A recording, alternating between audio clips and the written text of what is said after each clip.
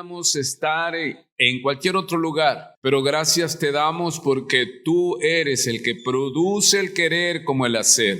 Y tú nos condujiste aquí a esta casa de oración y estamos agradecidos contigo, Señor, porque sabemos que no es por nosotros, sino Cristo en nosotros. Gracias. En tus manos descansamos, Señor. Para enseñar me considero incompetente, débil criatura, pero en tus manos deposito mi vida. Dame gracia para enseñar y dale a tus hijos adoración para escucharte y un corazón humilde para recibir tu palabra, Señor, y que todos seamos edificados. Ese tramo que nos falta hoy, Señor. Gracias porque tú, que has comenzado la buena obra en nosotros, la sigues extendiendo. Gracias, Señor, porque tú lo que comienzas, lo terminas, Señor. Gracias, muchas gracias te damos. Y esto es hermoso, hermano. Dice el Señor en Juan 17, no lo busques, solo escúchalo, mi amado. Sí. Dice el Señor en Juan capítulo 17, versículo 4, yo te he glorificado en la tierra. Está Jesús orando al Padre y le dice, yo te he glorificado en la tierra. Recuerde, Cristo en los días de su carne. ¿Quién es nuestro ejemplo? Cristo en los días de su carne. Y Él le dice al Padre, yo te he glorificado en la tierra, y le dice esto, he acabado la obra que me diste que hiciese. Amados, no dejemos a medias. Dios nos llamó y hay que continuar hasta el último día de nuestra existencia. Recuerde que ¿cómo se glorifica al Señor? ¿Qué le dijo nuestro Señor? ¿Cómo le dijo el Señor al Señor? He glorificado. ¿Y cómo lo glorificó? Dice, he acabado, he terminado la obra que me diste que hiciese. ¿Por qué me llama Señor? Señor, el Kyrios, el amo, y no haces lo que yo te digo. Amén. Hoy es Santa Convocatoria, jueves, para venir a adorarle a Él y recibir de Él. Y aquí estamos, hermano. Vamos a la palabra, vamos a darle la lectura, Mateo capítulo 16. El domingo vimos que se unieron dos grupos poderosísimos en el primer siglo y en este siglo, hermano. Se unieron, dice la Escritura, recuerde Mateo 16, fariseos y saduceos. ¿Qué nos llama la atención? ¿De qué hablamos el domingo? Que son grupos antagónicos. ¿Cómo es posible que los saduceos, que no creían en la resurrección, no creían en los ángeles, pero ellos gobernaban? Sí, ellos eran la élite. Los saduceos eran los ricos, venían del linaje de Sadoc, era su sacerdocio de Sadoc. Y los fariseos eran más del pueblo, pero al final ambos grupos gobernaban, pero eran antagónicos. ¿Y qué sucedió? Era tal su odio contra el Señor Jesucristo, era tal el peligro que veían en el Señor Jesús, que decidieron que unirse para presentarle batalla. Y vemos que nada ni nadie podía detenerlo. Pero ¿qué hemos estado viendo a partir del capítulo 14 de Mateo? Que ya se quitaron las máscaras, ya es una guerra abierta, ¿sí? Y ya fueron y le pidieron señal. Y recuerde que ahí habla el Señor, en Mateo escribe en griego, el Señor les dice hipócritas, porque pueden conocer el cronos, saben cuándo va a llover, ven los cielos, y les dice hipócritas porque no entienden el kairos. Recuerde, está el cronos, que es el tiempo lineal, que hoy va a terminar la noche y mañana, si Dios permite, amanece. Ese es el cronos, es inexorable. ¿Cuántos saben que el tiempo no se detiene? ¿Verdad? ¿O alguien duda? Ese es el cronos. Y el Señor les dice, porque ellos le pidieron, danos una señal del cielo. Pero dice que se acercaron a Jesús los fariseos y los saduceos, ¿para qué? Para conocer de Él, para argumentar, para debatir, para hacer la apologética, para ser convencidos o examinar, porque ese era su trabajo. No, se acercaron a Él, dice, para tenderle una celada, una trampa. Y le dijeron, si vienes de parte de Dios, queremos que nos muestres una señal del cielo. Ellos habían visto, habían oído los testigos, cómo eran sanados, cómo eran resucitados, el milagro de la multiplicación de peces y panes a los judíos y a los griegos y a los gentiles. Pero querían tenderle una trampa y le piden señal del cielo. O sea, que el Señor hiciera algo, que en las nubes, en el cielo, se manifestaran para creerle. La verdad es que aquel que pide señales en una falta de respeto a Dios se le llama incrédulo. Aquel que dice, es que si Dios se muestra, entonces me convertiré. ¿A cuántos les han dicho cuando estamos predicándoles el evangelio uno a uno? Dice, no, yo hasta que vea a Dios, o hasta que Dios haga esto o haga aquello. No, él no es el mago de la lámpara maravillosa, Él es el todopoderoso. Aleluya. Y señal ya les había dado, hermano. Pero ellos, ¿qué dice ahí? Se acercaron para tenderle una trampa. Eso vimos el domingo, ¿sí? Y el Señor les dijo, ustedes conocen el Cronos, pero no pueden entender, conocer el Kairos. Y el Kairos es el tiempo de Dios y se conoce como la oportunidad. Como dice desde los Salmos, en tiempo aceptable, o sea, te he oído, si oyeres hoy su voz. Es el tiempo de Dios, es el Kairos, es la oportunidad. Y en hebreo usted va a leer que se llama el ayón, y el ayón es el ahora. Si oyes cuando su voz, dice, hoy, ¿sí? No endurezcas tu corazón, o sea, toma la oportunidad, hermano, arrebata la bendición de Dios para tu vida. ¿Cuándo? Ahora, hermano. Asegura tu salvación. Asegurémonos que si hoy se abren los cielos, son enrollados los cielos y desciende el que ha de descender, tú y yo volamos hacia Él. Aleluya. Santo es Dios. Muy bien. Ahora vamos a ir a uno de los capítulos que no vamos a acabar hoy, posiblemente mañana, del estudio, porque de terminar, no creo que sea posible. Pero vamos al en el capítulo 16, ahora vamos al versículo 13, hay un subtítulo allí. Es uno de las narrativas de la Biblia más estudiadas, más predicadas, y de las que verdaderamente se ha argumentado, se ha enconado. ¿Y qué es lo que hemos visto a través de los años, los que nos dedicamos a estudiar la Escritura? Que muchas veces los intereses personales nos ciegan. ¿Cuál es la batalla? ¿Ya cesó la batalla por el liderazgo, por ver quién tiene el control? ¿Por qué mataron a los primeros cristianos? Cuando Juan el Bautista emerge, les dice a los fariseos una palabra que al fariseo lo enloquece: arrepiéntanse. Dictó su sentencia de muerte Juan el Bautista. Y luego el Señor Jesús toma la palestra y ¿qué dice? Arrepiéntanse porque el reino de los cielos se ha acercado. Y a un fariseo, si algo le enloquece, es que le digan que es pecador, porque ellos se sienten los dueños de la verdad. Ellos eran los que administraban las cosas de Dios.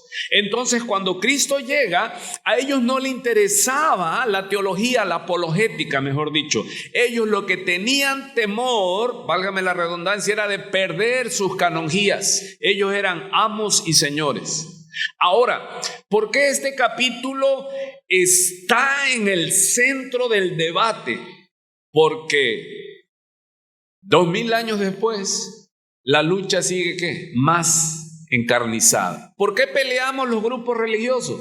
Y debemos de ser sabios, hermano, y no enfrascarnos en batallas que no tienen sentido, no hay más que destrucción.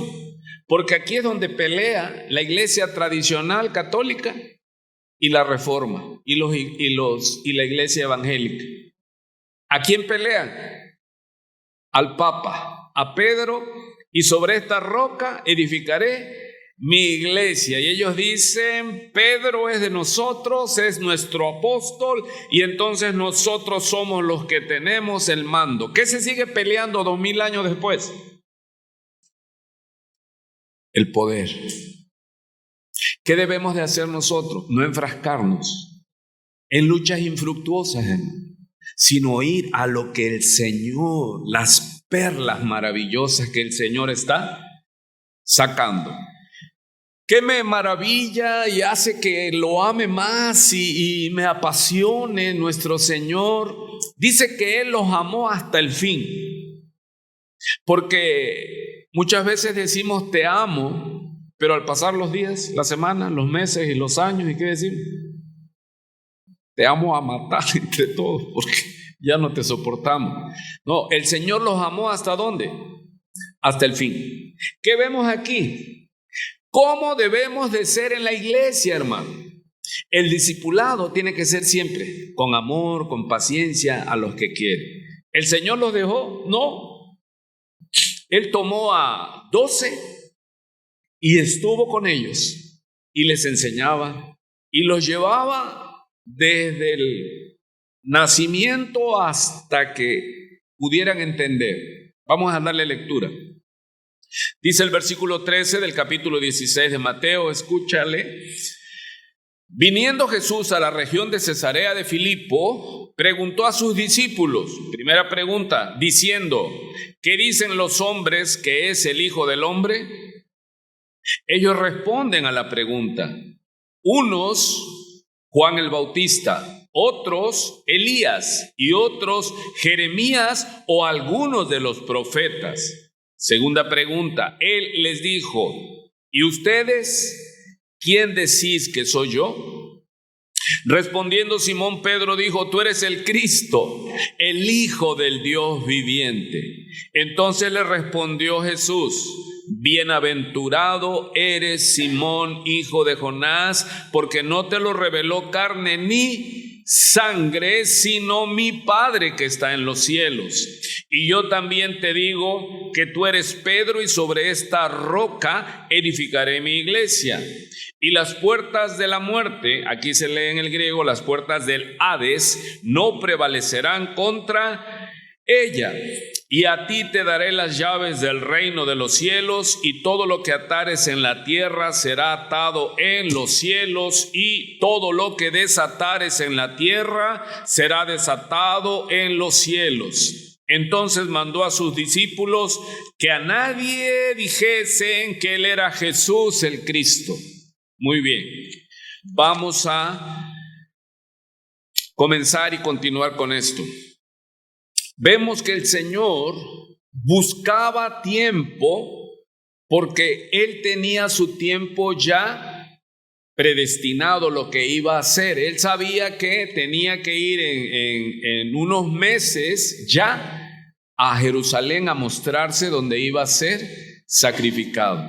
Pero a Él le interesaba ¿qué, hermano? Dejar bien plantada la semilla. Recuerde, Él habla aquí de edificar su iglesia. ¿Qué hemos aprendido? ¿Qué aprendimos en Mateo 13? Las parábolas. ¿Cómo es el reino de Dios? ¿Qué aprendimos? El poder de una semilla que puede cubrir todo un campo y traer una cosecha abundante. Esa alegoría, esa metáfora, esa parábola es que el Señor nos enseña que el poder de Dios es tan grande que si tu fe, dice, fuera como un granito de mostaza, tú harías proezas y milagros. Entonces, la iglesia del Señor, Él aquí la declara, he aquí yo edificaré mi iglesia. Por eso le digo que este capítulo, hermanos, es tan vasto. Son 2000 años. Más de 2000 años de historia de la iglesia de Cristo. Entonces, Él vuelve a sembrar, vuelve a mostrar.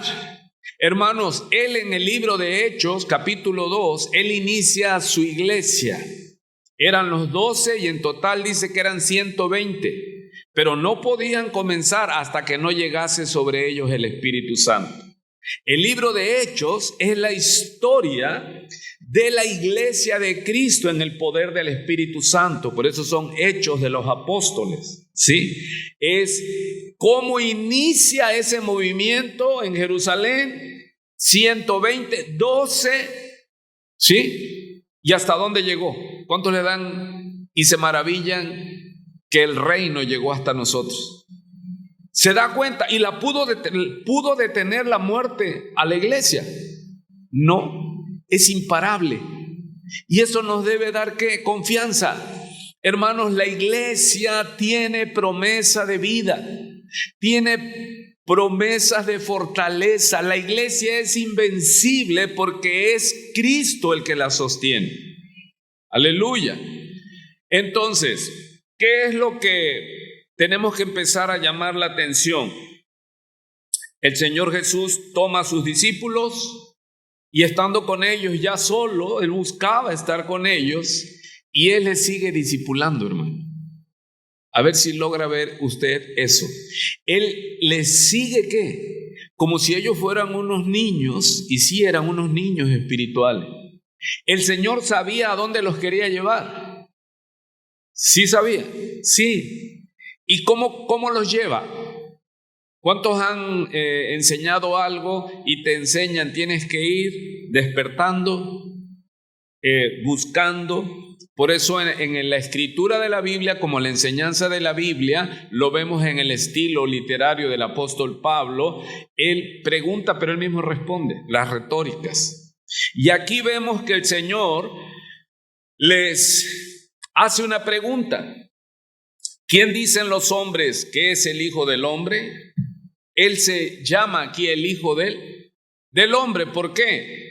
Porque Él es divino, pero Él se encarnó. Por eso vemos en Hebreos, dice, en los días de su carne. Recuerde que nuestro modelo es Cristo, pero Cristo en los días de su carne. Cristo ser humano. Porque Él ahora ya está a la diestra del Padre. Y les hace la primera pregunta. ¿Quién dicen los hombres que es el Hijo del Hombre? Entonces ellos dijeron, ¿qué le informaron a Jesús? Lo que se coreaba en la muchedumbre, en las multitudes, lo que se decía. ¿Y este quién es? Recuerde que cuando Él calma 2 tormentas, ellos en ese momento también dijeron, ¿quién es este? Que aún los vientos y el mar le obedecen. Amado, y ese es el caminar de los discípulos. Muchos saben intelectualmente que Jesús es el dueño, el amo. Dice que tú eres el Cristo, el Kyrios, el Mesías, el enviado. Porque el propósito de Mateo lo checamos en el capítulo 1 cuando dice del linaje de quién. Él es la promesa dada a Abraham. Él es el hijo, la promesa dada a David. Por eso le decían Jesús, hijo de David. Recuerde, Jesús es su nombre, pero su título es ¿qué? El Mesías, el Kyrios. ¿Y qué significa en griego? El amo. Así que cuando le es revelado a Pedro, le dice, tú eres Jesús, el Hijo del Dios vivo, porque aparece en 3 versiones. ¿Por qué hace ese énfasis? Porque todos los dioses estaban muertos, eran dioses muertos. ¿Qué es lo que dice el Salmo? ¿Tienen ojos? Hermano, usted ha visto a los ídolos de las naciones. Ninguno puede hacer lo que hace nuestro Dios. Y Pedro le dice a él, tú eres el Hijo del Dios, ¿qué? Pero le dice, respondiendo Simón, Pedro dijo, tú eres el Cristo. Él era su nombre de pila, Jesús. Su título es Cristo. Por eso es Jesús el Cristo. Pero como todo se va por el uso, se ha hecho ya Jesucristo. Pero realmente se debe decir Jesús el Mesías o Jesús el Cristo, Jesús el Kyrios. Cuando tú dices Jesús es mi Señor, le estás diciendo que Él es tu amo, tu dueño. Conocer o desconocer a Cristo es que Él diga lo que debes de hacer y no lo hagas. Entonces, aunque tú digas intelectualmente yo conozco a Jesús, murió en la cruz por mí, o sea, pero no me ha sido ¿qué? Revelado. Y cuando Jesús los llevó a eso, primera pregunta les dice a ellos, ¿quién dicen los hombres que soy yo? Y le dan 4 respuestas. Unos dicen que eres Juan el Bautista, que resucitó, el profeta Elías, otro el profeta Jeremías o alguno de los profetas. Y ahora Él, en su discipulado, ¿qué le dice a ellos? ¿Y ustedes? Amados, buenas noches, tardes. ¿Y usted? ¿Quién es Jesús para usted? Porque nuestra meditación, la introducción a este tremendo capítulo es, ¿ya confesaste a Jesús como el Cristo? ¿O sabes que Él es el Cristo, pero todavía no te ha sido revelado? Porque con el corazón se cree, pero con la boca se confiesa. Cuando tú y yo, hermano, cuando sucede esa revelación que le dice, bienaventurado eres tú, Simón, hijo de Jonás, dice, porque esto no te lo reveló carne ni sangre. ¿Qué significa? El revelar a Cristo, hermano, no hay pastor, no hay predicador que lo pueda revelar, pero sí puede preparar con la palabra para que el Espíritu Santo en ese tiempo de oportunidad transforme el corazón. O sea, sucedió en un tiempo. Llegamos por necesidad. Ellos iban caminando con Jesús. Mire usted el proceso. Ahora, ellos andaban con Él. Ellos lo vieron ¿qué? Caminar sobre las aguas. Decirle al viento, calla, enmudece. Y ellos se preguntaron ellos mismos, ¿quién es este hombre? Porque ellos lo siguieron. Jesús llega y les dice que venid en pos de mí y os haré pescadores de hombres. Hermano, ¿cómo llegó Cristo a tu vida? Yo sé que no te fue revelado el primer día que te predicaron o que meditaste en Él o que oíste una predicación. En ese momento dices, oye, qué padre, siento algo en mi corazón. Y lo hermoso es que el que comenzó en nosotros la buena obra. Amado, él no dejó a sus discípulos, Él los llamó, dice, venid en pos de mí, los haré pescadores de hombres. Y ellos, como a usted le pasó, usted recuerda que comenzó a seguir a Jesús y así como decía, ¿y qué estoy haciendo? Ya hasta uno mismo decía, ya perdí la cordura. Y empezaste a tener deseos de conocerlo, empezar a tener tu encuentro con la palabra de Dios, con una iglesia, ¿sí?, local. Llegamos de visita, llorábamos. Yo hablo de mí, no sé cómo fue tu proceso, pero yo lloraba y lloraba y lloraba y lloraba. Y me decía, ¿qué le pasó a ese hombre? No sé, yo lloraba y lloraba y lloraba. Esa no oía nada, hermano. Pero si tú me preguntabas o me hubieras preguntado en ese momento, y ya conoces a Jesús, yo te hubiera dicho, no sé. Te hubiera dicho como eso que nos gusta tanto decir, yo solo sé que era ciego y ahora veo. No sabíamos decir más razón, hermano. Yo solo sé que antes hacía esto, aquello, pero ahora habían pasado 3 meses, 6 meses, pero ahora sé que hay un deseo vehemente por Jesús. Ellos lo seguían, ellos se daban cuenta que iban caminando en terreno peligroso. Ellos sentían eso, pues lo iban viviendo todos los días con Jesús. Y uno daría por hecho que ellos ya sabían que el que estaba con ellos era el Hijo del Dios Altísimo, el Cristo, el Salvador prometido a Israel. Hemos hallado al Cristo, le dicen a Natanael. ¿Qué esperaba Israel? Un Salvador. Ese es el tema. A ellos les fue revelado que el Salvador que esperaba la nación, a ellos se les había manifestado. Imagínate estar en ese grupo selecto cuando fue corrido el velo y él se goza, porque ¿quién los llevó a esa lección de vida? Él mismo. ¿Quién comenzó el tema? Él tenía un propósito en mente, ¿me estoy explicando? Él tenía un propósito en mente, que darle la oportunidad, trabajó para que el Padre, él ahí fue el predicador, para que el Padre, Dios Padre, Espíritu Santo, revelara, sacara a flote, corriera el velo.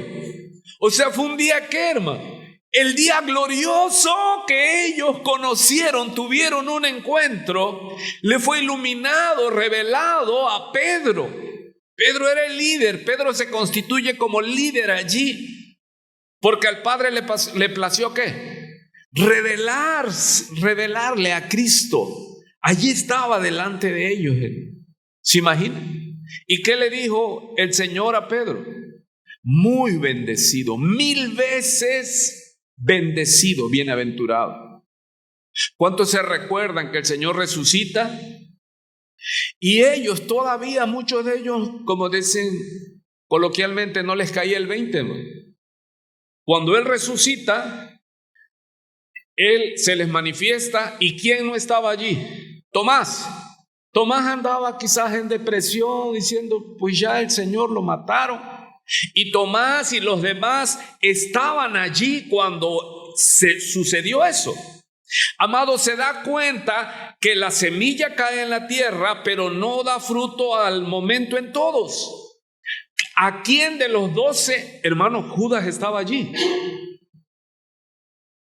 Recuerde que aquí todavía están todos. Estaba Judas ahí. Y él oyó lo que Pedro recibió. Amado, se da cuenta que en una iglesia, ya lo estudiamos en la parábola del sembrador. El problema no es la semilla, el problema no es la palabra, el problema es dónde cae la palabra. Y no en todos da fruto a la vez. Nosotros vemos que dice uno, oye, es que todavía no has entendido que no debes vivir así porque el Señor es santo, porque el Señor murió por ti. Sí sé que Él es santo, sí sé que Él murió por mí, que fue sepultado, y sé que al tercer día resucitó, y sé que Él vendrá, y sé, pero no lo sé. De los 12, solo uno recibió la revelación y él comenzó a liderar. Le dijeron a Tomás, conocido como el Dídimo. No voy a ir ahí porque todavía es una narrativa que nos toca en los capítulos que vienen. ¿Y qué le dijeron a Tomás? Tomás, ¿dónde estabas? Vino el Señor. ¿Y qué dijo Tomás? ¿No se acuerda usted lo que dice yo como Santo Tomás? Hasta no ver, no creer. ¿Qué le dijo Tomás? Dice, si yo no meto mi dedo, dice, en el hueco de su mano y mi mano en su costado, no creeré. Pero 8 días después llega el Señor y ya estaba Tomás ahí. ¿Qué le dijo a Tomás? Tomás, no seas incrédulo. Y él se le muestra. Y entonces allí se le es revelado a Tomás. Y Tomás cae y le dice, Señor mío, dueño mío, Kyrios, Jesús, Señor mío y Dios mío. Y mire lo que dice el Señor Jesús ahí. Bienaventurado. No, dice, creíste, Tomás, porque me viste. Dice, bienaventurados los que sin ver. Aleluya, ¿cuántos son bienaventurados? Hermano, tú no viste. Tú no viste como Pedro, tú no viste como Tomás, tú no viste como los que lo vieron con sus ojos crucificados, morir y resucitar. Ellos creyeron porque lo vieron, pero tú y yo somos más bienaventurados porque sin ver. Aleluya, ¿ya alguien vio? Sin ver hemos creído, hermano. A mí me dice, me puedes quitar la vida y no voy a negar al Señor Jesús. ¿Por qué? Porque ahora lo creo hasta lo más profundo de mi ser. Y si tú me dices, pastor, dame de eso, te voy a decir, esto no lo puede dar otro hombre porque esto lo revela el Padre. Pero ¿qué sí tenemos que, ejemplo, seguir predicando? Seguir enseñando, porque Dios toma la palabra y en un momento, Kairos, en una yom, Él va a hacer ese momento de salvación y alguien va a decir, eureka, aleluya, ahora lo entiendo, y vas a postrarte delante de Jesús sin ver y le vas a decir, mi Señor. Antes de decirle Salvador, tiene que ser tu Señor, tu amo, el Kyrios, el Cristo, el Mesías, el dueño. Amén. Porque Él dice, mucha gente conocía a Jesús y mucha gente le decía que enseñaban, que echaban fuera demonios y esto, y el Señor Jesús, ¿qué dijo? Ahí ya lo vimos en Mateo 6. Dice, ¿por qué me llamas qué? Mateo 7, Señor, Señor, si no haces lo que yo. Y dice, oye, pero va a la iglesia. Sí. ¿Sabe de Cristo cómo? ¿En dónde? En el intelecto. Pero no es rema.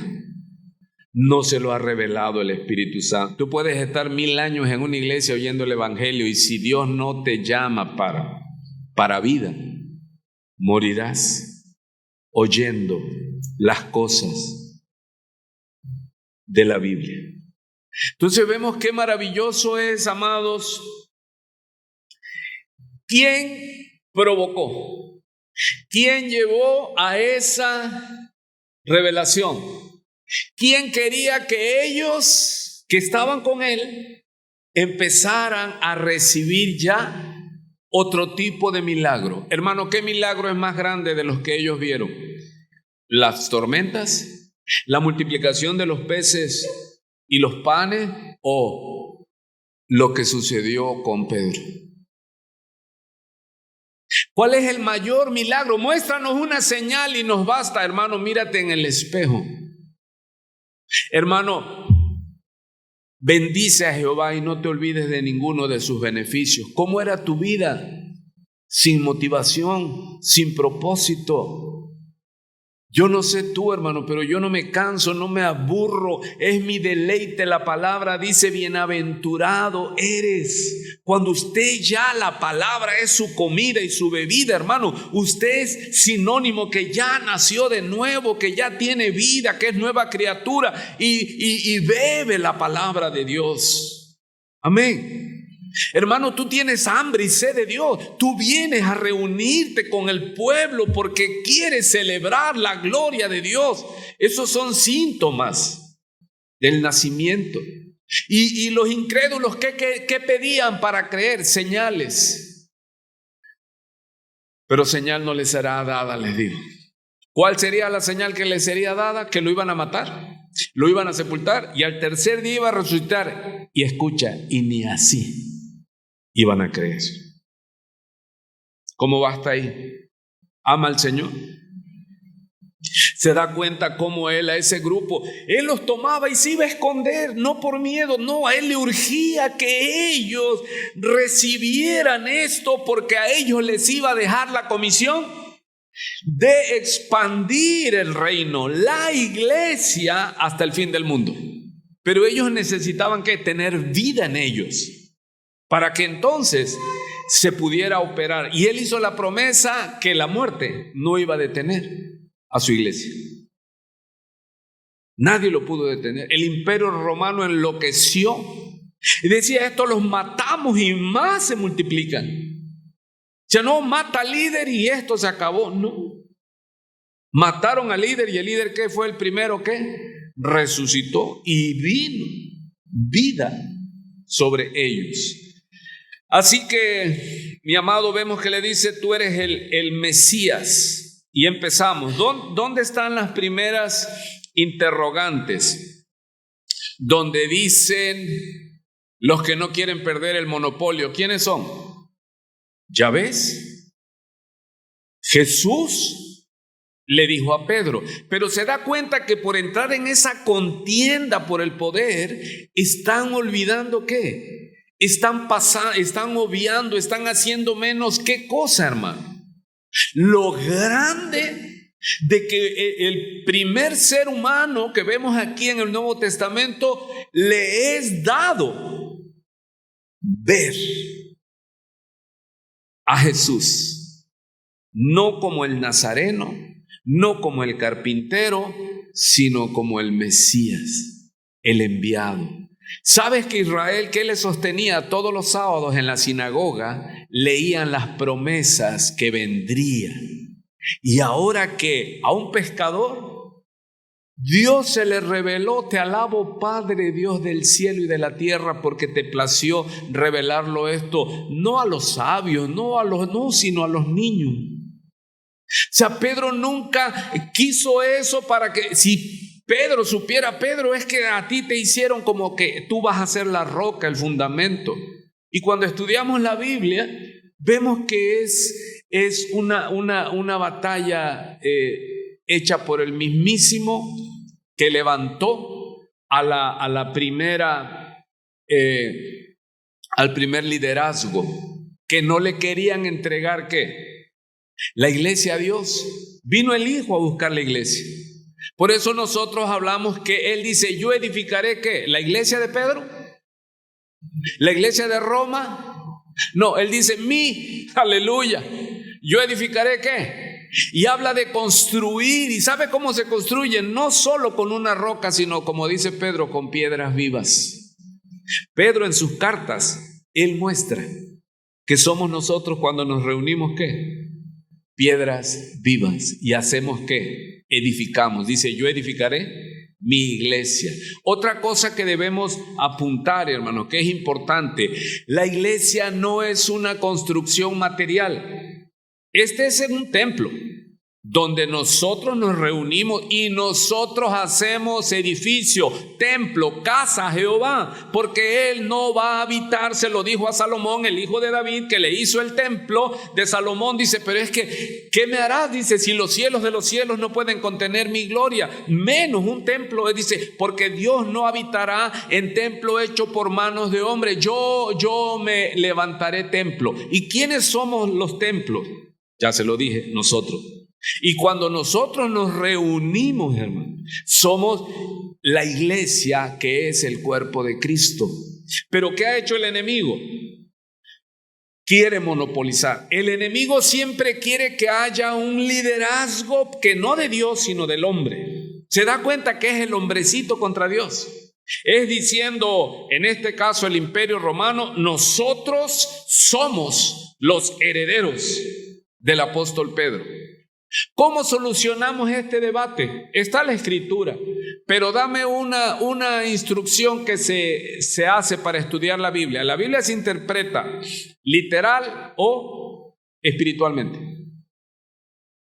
Hermano, ¿dónde está Pedro ahorita para que vayamos a preguntarle qué hacer y cómo hacer? Pedro ya no está. Pedro, el pescador que nos narra aquí, él ya no está. ¿O a dónde lo buscamos? ¿Y qué te va a decir Roma? Aquí en Roma está el sucesor de Pedro. Pero se da cuenta que todo lo que está hablando aquí el Señor es metafórico. ¿Se puede edificar una iglesia sobre una persona?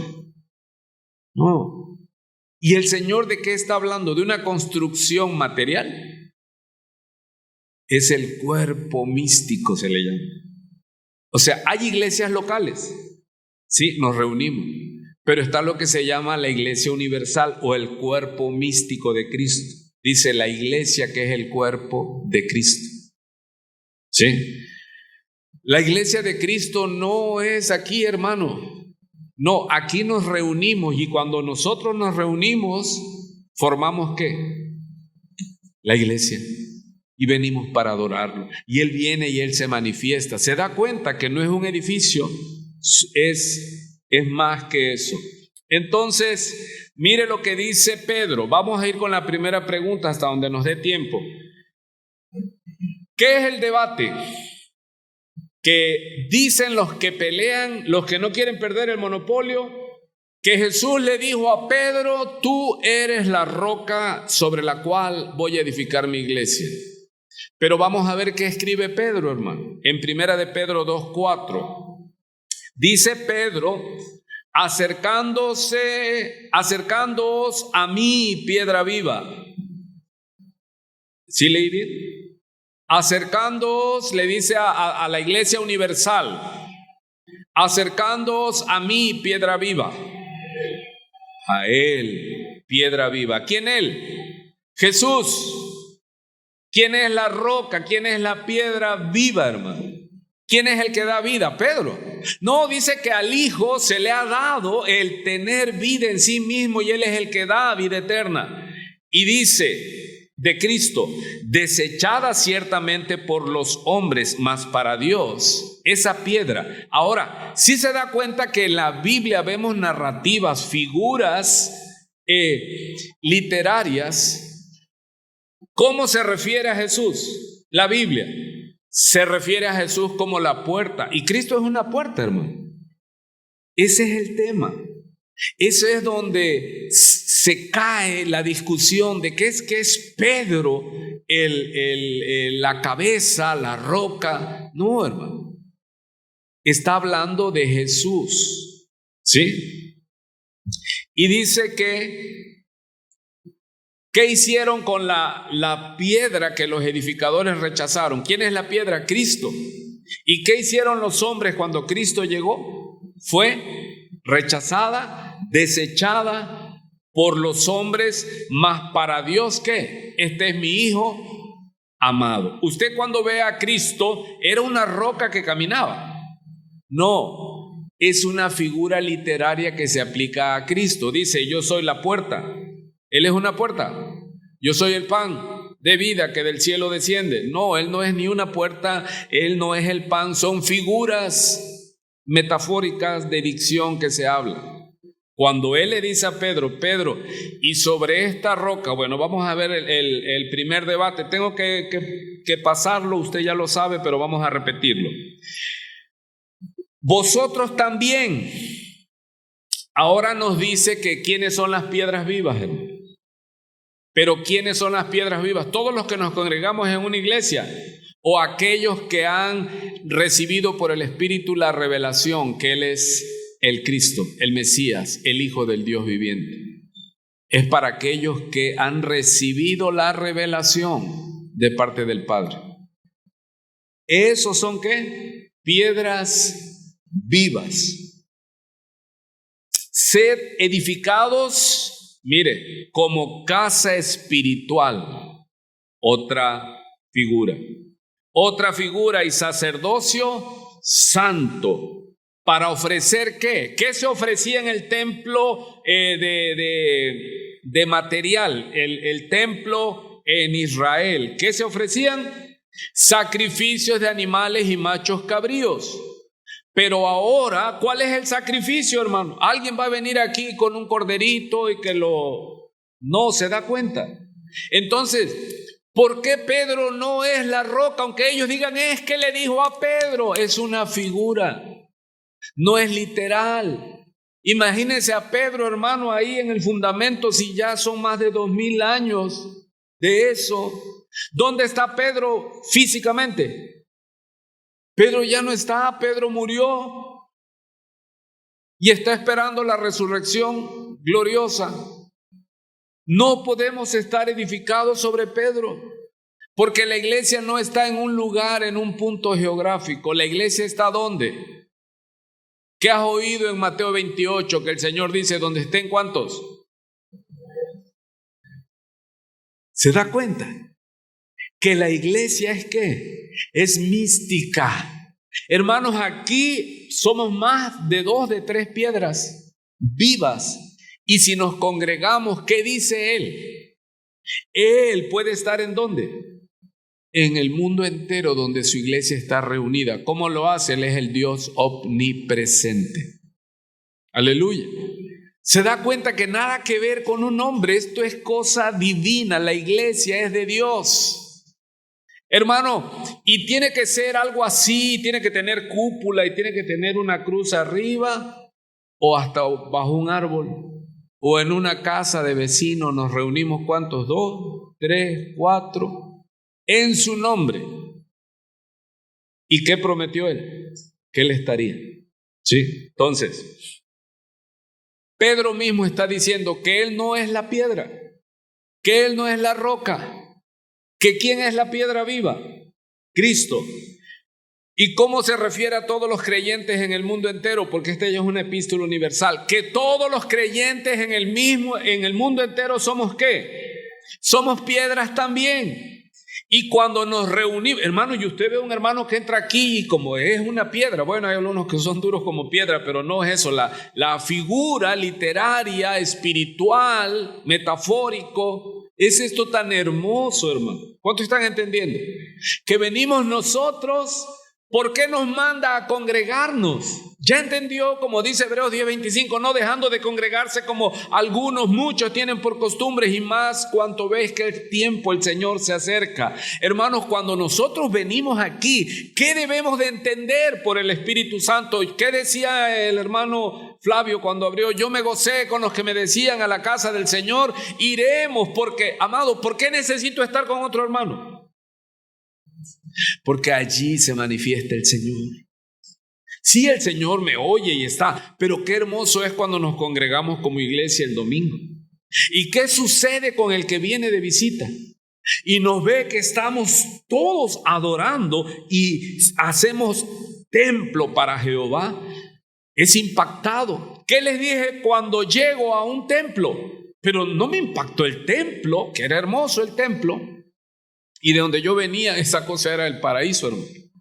Pero ¿qué sucedió con todos los que estaban allí y cantaban al Señor? Si tú me preguntabas, yo no sabía qué explicar. Yo estaba a sollozo tendido, hermano, llorando, y no entendía. Pero estaba en una tierra, ¿qué? Santa. Estaba percibiendo cómo la gente que no conoce va a ser alcanzada cuando nos reunimos. Él llega y allí envía a Jehová ¿qué? Bendición. ¿Cuál? No sé, la que cada uno necesita, pero ¿qué más dice que envía? Y vida eterna. Hermano, tiene que haber iglesia, porque dice que Jesucristo envía a la iglesia a los que han de ser salvos. Donde está la reunión de los santos, Jesús, a los que Él ya tiene escogidos, determinados, para que les sea revelado que Jesús es el Cristo, el Hijo del Dios vivo, tiene que venir donde está la reunión, hermano. Por eso usted debe de entender que su servicio es ¿qué? Hacer casa, sacrificio espiritual a Jehová, reunirnos. Muchas veces dice, pero es que si yo ya me sé la Biblia, ya esto, ya sé qué vamos a hacer. Pero el Señor va a mandar ¿qué? A mí me da gozo que veo que los que eran visita, ya vienen una vez. Luego otro culto. Como hoy, hermanos, que empezamos como la tarde así, media. Siempre digo, ¿y si suspendemos los jueves? Pero no yo, mi carne que se resiste. Pero cuando veo que empiezan a llegar ¿quiénes? Los que vinieron como visita, pero ahora ya vienen ¿qué? Más y con gozo. ¿Por qué? Porque cantamos muy bonito. No, porque la alabanza, cuando nos reunimos, Él habita en medio de la alabanza de su pueblo. Y cuando viene alguien que Él en su amor, ¿a dónde los va a enviar? El domingo hablaba yo con un hermano, me dice, mire pastor, se está llenando. Le digo, sí, porque Dios, Cristo, envía a los que han de ser salvos a su iglesia. Y nosotros tenemos la grandísima responsabilidad de cuidarnos, de ser santos, para que Él se agrade. Porque Él no va a enviar a los que Él quiere salvar a una cueva de ladrones. Él lo va a enviar a una casa de oración donde haya respeto por el nombre, adoración por el santo nombre de Dios. Por eso usted y yo hacemos ese trabajo, hermanos. Por eso es que se les convoca. Usted es una piedra viva, pero si usted no se congrega, no hay templo. Tenemos que congregarnos. ¿Para qué? Para nosotros mismos. Dice que ahí envía a Jehová bendición. Entonces Dios no me puede bendecir afuera. Sí, mi amado. Pero aquí estamos hablando de ese milagro. Él destruyó el templo de Salomón. Él les quitó el templo físico a los judíos. ¿Para qué? Para que Él hiciera ¿qué? Su templo, donde Él descendiera. Aleluya. Pero es espiritual, hermano. No es decir, es que Dios habita. Dios no habita en un templo físico. Él nos creó a nosotros. Y en nosotros hay un espacio que solo Él puede llenar. ¿De qué le vale al hombre ganar el mundo? Dice aquí al final del Mateo 16, si su alma está perdida. Aleluya. Sigo leyendo. Dice, vosotros también como piedras vivas. Mire, aquel que la Iglesia Católica Romana quiere hacerlo la roca, el Papa, el apóstol, él mismo está quitándose eso y dice, no, yo no soy. Todos, Él nos ha hecho ¿qué? Piedras vivas. ¿Sí? Sed edificados como casa espiritual y sacerdocio santo. ¿Para qué dice? Para ofrecer ahora sacrificios ¿qué? Espirituales aceptables a Dios por medio de Jesucristo, que Él es el sumo sacerdote. ¿Sí?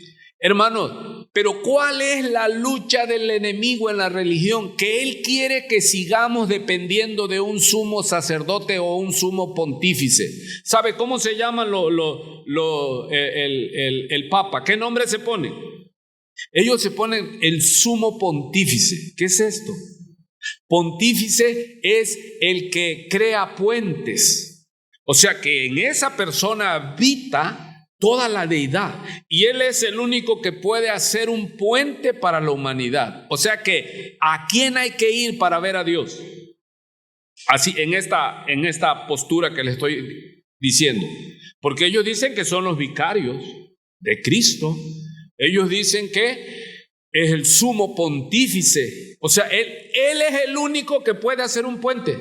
Fuera de la Iglesia Católica no hay salvación. Entonces, ¿qué dice uno? Pues ya estamos liquidados, porque somos los hermanos separados, porque no aceptamos que un hombre tenga el derecho. ¿Quién es el camino? Dice que ofrecemos sacrificios espirituales a Dios por medio de ¿quién? ¿Del Papa? ¿Pedro? No, ¿qué leímos ahí? ¿Por medio de quién? Del Señor Jesucristo, a su nombre sea la gloria. ¿Quién es nuestro sumo sacerdote? ¿Cuántos los han estudiado en hebreo? ¿Quién es el sumo sacerdote? Pedro, el Papa ahora que está en Roma. No, nosotros tenemos un sumo sacerdote, el cual es Jesucristo. Y ya no tenemos necesidad de estar yendo a ofrecer sacrificio y que la misa de los domingos. Él se inmoló una vez para siempre. Y nosotros nos podemos reunir, ¿dónde, hermano? Donde puedas.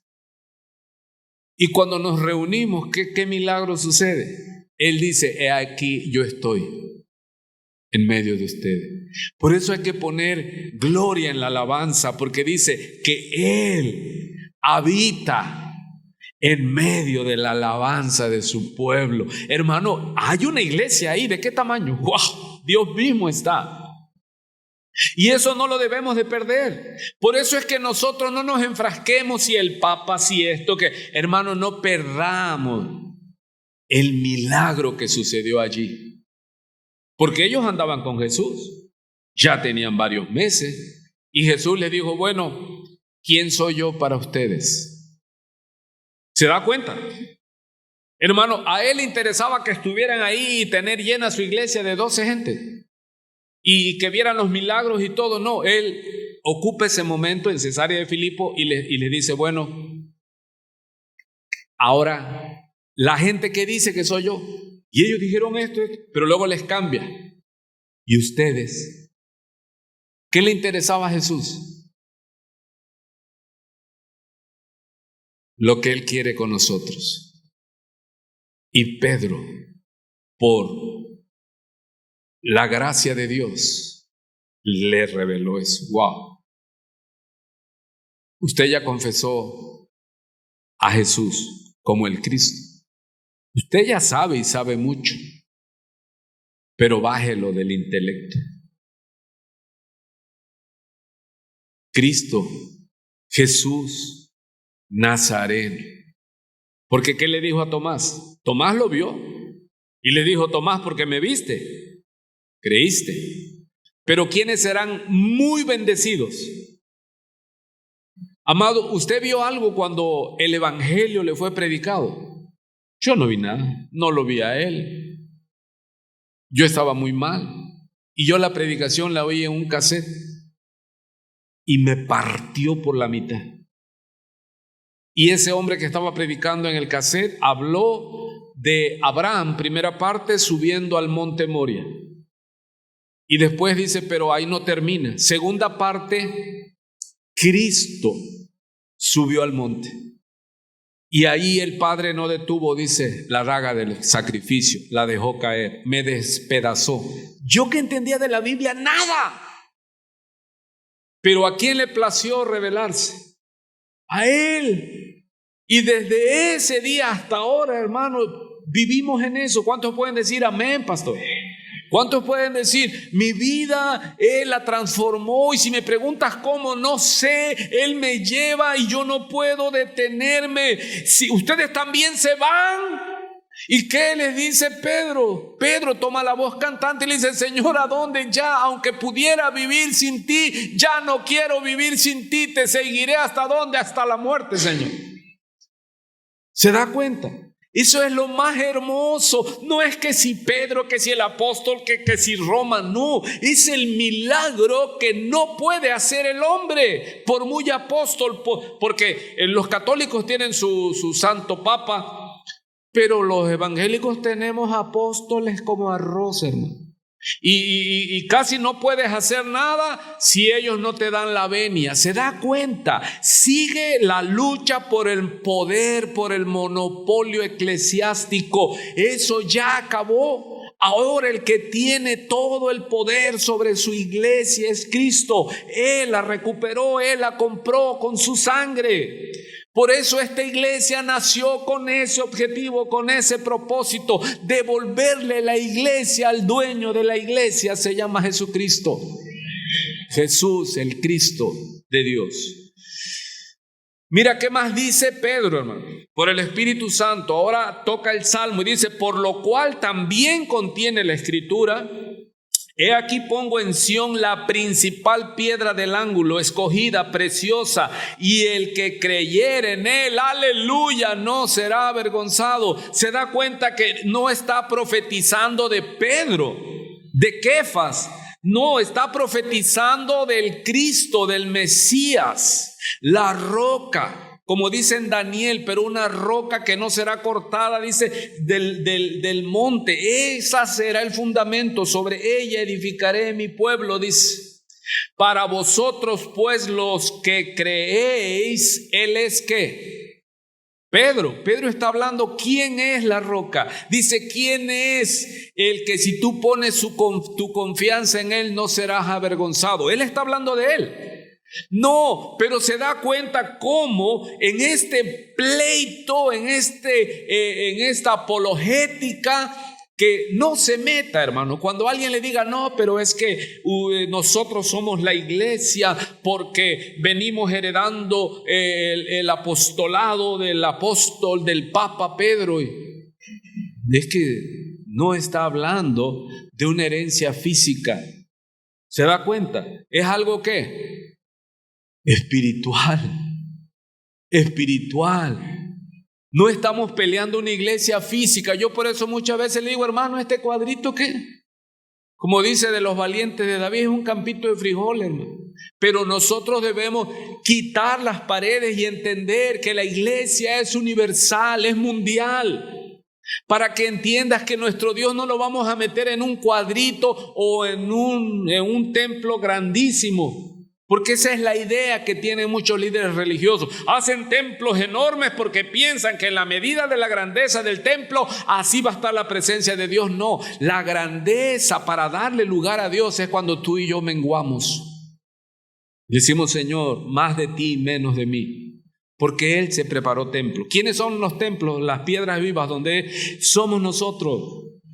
Entonces nosotros debemos pensar en la iglesia de Cristo como el cuerpo de Cristo, pero ¿cómo? Mundial, universal. Esa iglesia que empezó pequeña, que el Señor le dijo, no salgan de Jerusalén hasta que sean investidos de poder de lo alto, Hechos 1:8, y recibiréis poder. ¿Y entonces qué? Explotó, estalló, el Señor les mete persecución porque ya estaban muy cómodos en el avivamiento, solo dejó a los apóstoles y toda la iglesia comenzó hasta el fin del mundo. Sigue diciendo, para vosotros pues los que creéis, Él es precioso, pero para los que no creen, la piedra que los edificadores desecharon ha venido a ser la cabeza del ángulo y, mire, piedra de tropiezo, hermano, y roca que hace caer, porque tropiezan en la palabra siendo desobedientes, a lo cual también fueron también destinados. Así que Jesucristo es la piedra angular. ¿Qué es esto? Que cuando se construían las bases, los arcos, las bóvedas donde iban a sostener todo, los canteros cortaban una piedra exacta, la más fuerte, la que no tuviera ninguna falla, ninguna fisura, porque iba a sostener ¿qué?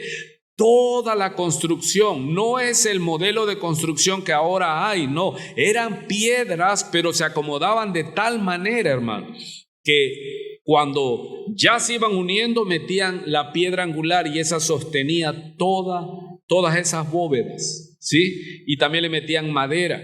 ¿Por qué Salomón usted ve que pidió madera y piedra? Porque la madera servía para los terremotos, tenía elasticidad y eso ya ellos lo usaban, pero está hablando ¿qué? Metafóricamente, hermano. ¿Para qué vamos a pelear sobre una metáfora? ¿Cuántos me estoy explicando en eso? No vamos a pelear literalmente a Pedro, no, aunque se le haya dicho a él que él es la roca, la piedra, no, y realmente no, esa es una postura. A ver si nos da tiempo de ver. No, ya son las 8. Ahora, esto no es nuevo, vamos a verlo antes de ir. 1 Corintios capítulo 3. Versículo 1. ¿Qué estaba sucediendo en el primer siglo? La lucha humana por el poder para manejar las cosas de Dios, ¿sí? Para cobrar el peaje, para decir, tú quieres entrar a ver a Dios, tienes que ofrendar. ¿Sabe que hoy está en eso? O sea, si quieres entrar a la presencia de Dios, tienes que pagar. Es lo que hacían los monjes católicos.